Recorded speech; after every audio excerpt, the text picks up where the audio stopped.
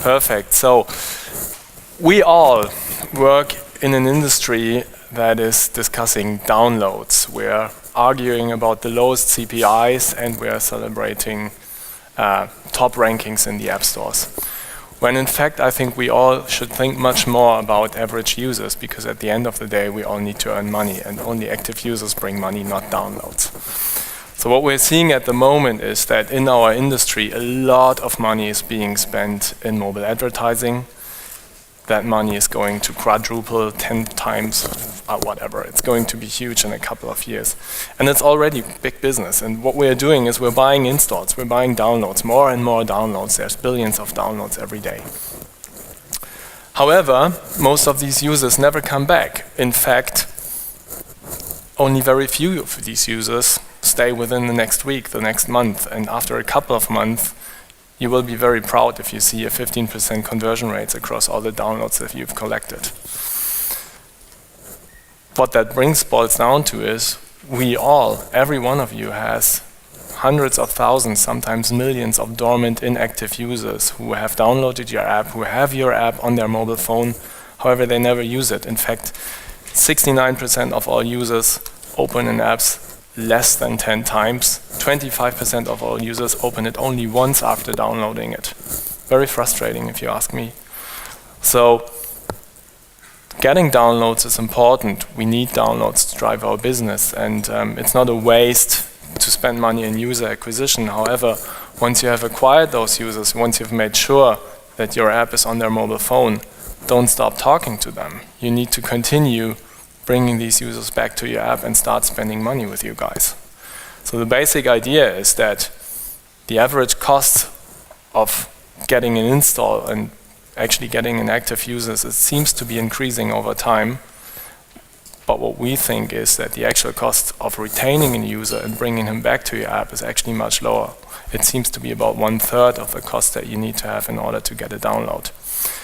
In fact, most of the users you acquire have a lower RPIU, so a lower lifetime value, or at least monthly value, than the cost you needed to acquire them. So this chart here, which is not ours unfortunately, but it came out a couple of days ago, seems to suggest that if you continue acquiring users, you need to hold on to them at least for 2 months, being them active users, so then can actually bring back the money you've invested to get the download in the first place. However, if we've seen only very few users stay over 2 months, so that's a catastrophe. That's why I think that CPI is really so damn 2013, and all of us, we're working in a future business, we need to look in the future, so let's try to think a bit of 2014. And some people have already started to think in app advertising more in terms of a lifetime cycle. I'm not saying stop spending money on user acquisition, but I'm saying think about your app life cycle. Think on where you are. Are you in the launch phase? Do you need to attack app store rankings and get up there quick? Do you need to acquire users? Are you in a scaling phase where it's all about getting your app in as many hands as possible into scaling it internationally? Or are you actually already in a phase where you need to start thinking about user retention and where you need to start thinking about how to actually monetize these users? Now what we think is that along each one of these app cycles or phases in an app life cycle, you need to have specific campaign mechanics, specific products actually to promote your app, not only for user acquisition, but also for retention and monetization. So what we've learned from online, where re-engagement and retargeting is today something that a lot of money is being spent into. So what we've learned that actually 89 or 98% of all visitors leave your app without a conversion. And only 2% are actually buying something at first visit. So what our colleagues in the online business are doing, they're re-engaging those users to come back into back to their website, and they're actually speaking to buyers to make them repeat buyers and to increase their lifetime value over time. So the question is, why aren't we doing that in mobile advertising at the moment? I think one of the points Kai has already mentioned, because we're now going into an age where advertisers understand that they need to track much more and different KPIs than just the download. They actually need to look into cost per reopening, which is obviously a KPI that I haven't heard today, but it's actually very important. We need to look into retention rates. We need to look not only into the amount of bookings or buys that we get, but we need to look into rebookings. We need to assess average basket sizes. We need to look at actual customer lifetime values, and there's probably much more different metrics that all of you have for your specific purposes. The problem in mobile, obviously, is it's a cookieless society, right? We don't have cookies. That's why online retargeting doesn't work for mobile apps, unfortunately. But the truth is we have something that's much, much more powerful than a cookie. We have the IDFA, and we now have the Google advertising identifiers, that's what it's called. So these device-level identifiers actually allow us to target users at a very individual level. So we can look at the users we already have and some of the users that we want to have, which again comes very close to a lookalike targeting, and then really speak to those users individually with very specific messages, telling them to go back into the app and perform specific actions that you want them to perform, or to actually buy something which is on offer today, or basically just to use your app over time and become a repeat user. So our idea is, what was if you really could tailor very specific offers to individual users? What was if you could really speak to them in real time, and if you could chase abandoned, baskets? Or what's the English word for that? Baskets. Anyways.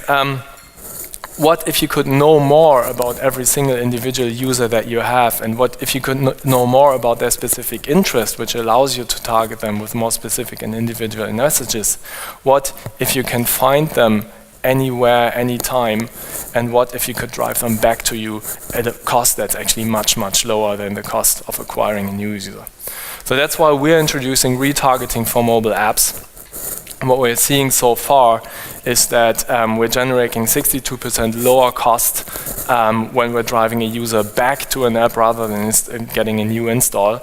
And what I think is even more important, those users we're driving back to the app have a 150% higher conversion rate with with different specific KPIs as compared to a regular user you're acquiring through your regular user acquisition channels.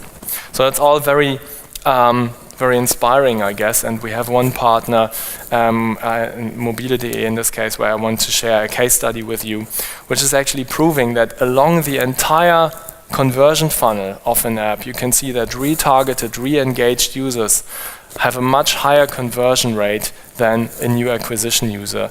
And when it comes to the final action, which in this case is actually the user reaching out to a dealer, it's actually 60% or 62% lower than that of a new acquired user. So in fact, that means if you're investing into re-engagement rather than user acquisition, it means that your actual cost of a specific action is 62% cheaper than getting a new user. I'm not saying stop investing in user acquisition, but I'm also saying start thinking about what you're doing with all of those users. So what did we do specifically? In fact, what you do in retargeting is you try to analyze your actual user base, and then you start building specific cohorts. In this example, we were looking at users who have opened the app. We were looking at users who have browsed inside of the app, so they have performed specific searches. And we were looking at revenue generators, so those users that actually did perform the final action.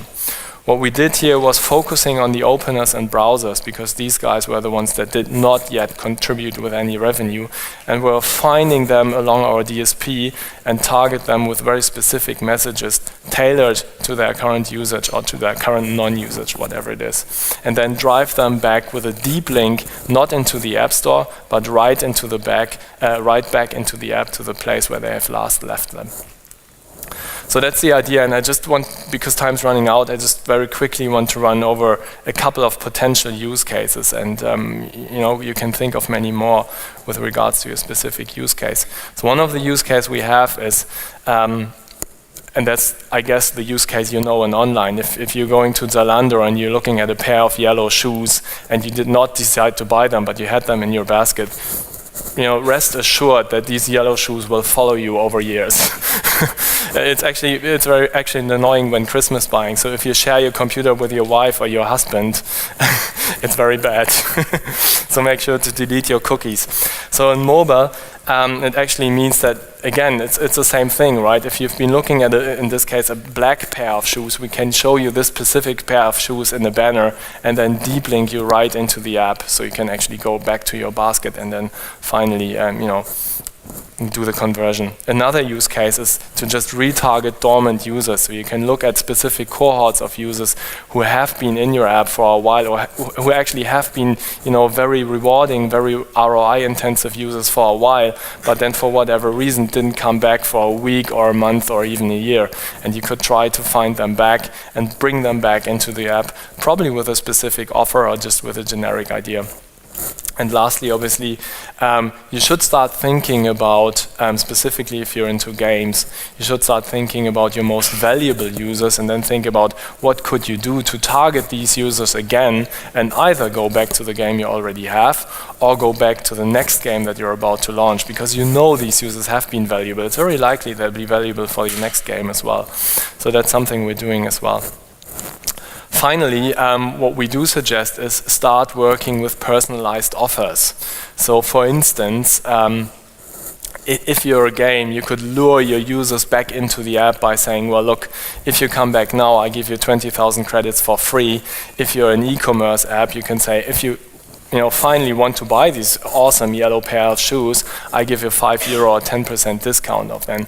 And then we can actually track inside of the app if this user is eligible for that specific kind of a promotion and automatically attribute it to him, which is pretty smart and which shows that we have, tremendously high conversion rates if we give specific users very specific and individualized offers. That's all I have for you today. I'm not saying don't acquire users, but I'm also saying re-engage them, and whatever you do, make it relevant. And I guess everybody's looking forward to lunch now, right?